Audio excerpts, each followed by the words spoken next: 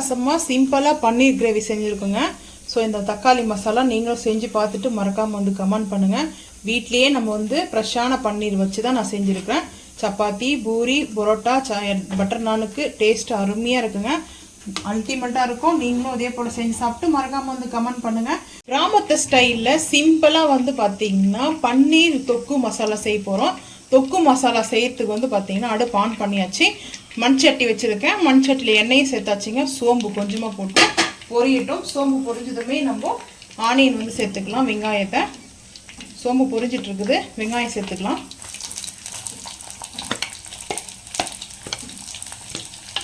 வெங்காயம் சேர்த்தாச்சுங்க. வெங்காயம் சேர்த்துக்கோம். பொரிஞ்சிட்டு இருக்குது. வெங்காயம் வதங்கட்டோங்க. கல்லுப்பு சேர்த்துட்டு கருவேப்பிலை கொஞ்சம் சேர்த்துக்கலாங்க. கருவேப்பிலை நான் வந்து கொஞ்சம் அப்படியே ரெண்டாக கட் பண்ணி வந்து சேர்த்துக்கிறேங்க. முழுசாக சேர்க்கலை. கருவேப்பிலை இப்படி இந்த போல் சேர்த்துக்குங்க. முழு கருவேப்பிலை சாப்பிடும்போது இந்த மாதிரி கட் பண்ணி சேர்த்தா இன்னும் சூப்பராக இருக்கும் அந்த வாசனை. ஸோ இப்போ நல்லா வதங்கிட்டு இருக்குது. வதங்கட்டும். கொஞ்சமாக தான் சேர்த்துருக்கேன் கல்லுப்பு. வதங்கட்டும், பார்த்துக்கலாம். வெங்காயம் வதங்கிடுச்சுங்க.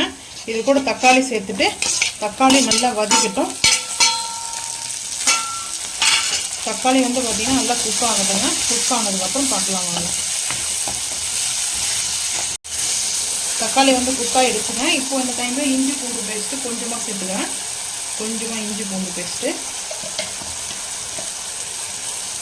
எதுக்காகன்னா நான் தேங்காய் வந்து பார்த்திங்கன்னா தேங்காய் அரைச்சி வச்சுருக்கேங்க. இது வந்து தேங்காய் கொஞ்சம் காஞ்ச மிளகாய் கொஞ்சம் இஞ்சி பூண்டு சேர்த்து அரைச்சி இது போல் எடுத்துருக்கேன். அதனால தான் நான் எல்லாமே கொஞ்சம் கொஞ்சமாக சேர்த்துருக்கேன். இது உப்பு கூட வச்சு அரைச்சிருக்கேங்க கொஞ்சமாக.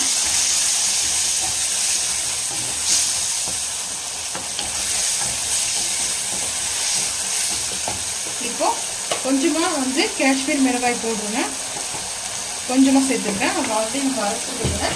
இதுக்கு நீங்கள் வேணும்னா அதை வந்து அரைச்சி சேர்த்துக்குங்க. இல்லை இப்படியே கூட பன்னீர் போட்டுட்டு கூட நீங்கள் அப்படியே தக்காளி தொக்கோடு சேர்த்து மிக்ஸ் பண்ணி சாப்பிட்றதாக சாப்பிடுங்க.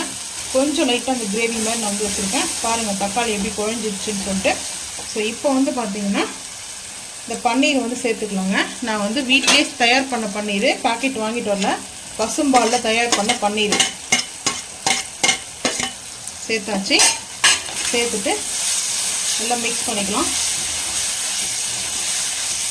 கிராமத்து ஸ்டைல்னால நம்ம வீட்டில் பாலை வந்து பன்னீராக பண்ணுதுங்க. இப்போ நம்ம அரைச்சி வச்சுருக்கிறத சேர்த்துக்கலாங்க.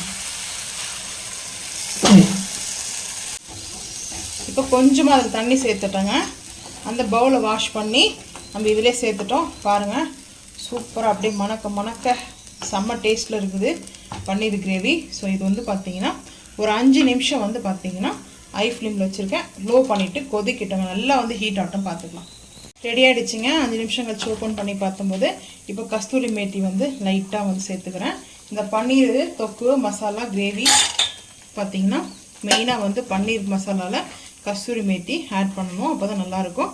அதுக்கப்புறம் ஃப்ரெஷ்ஷான கருவேப்பிலை சேர்த்துருக்கோம். அது கூட சேர்த்து ஃப்ரெஷ்ஷான புதினாவும் ஃப்ரெஷ்ஷான கொத்தமல்லியும் சேர்த்துருக்கோம்.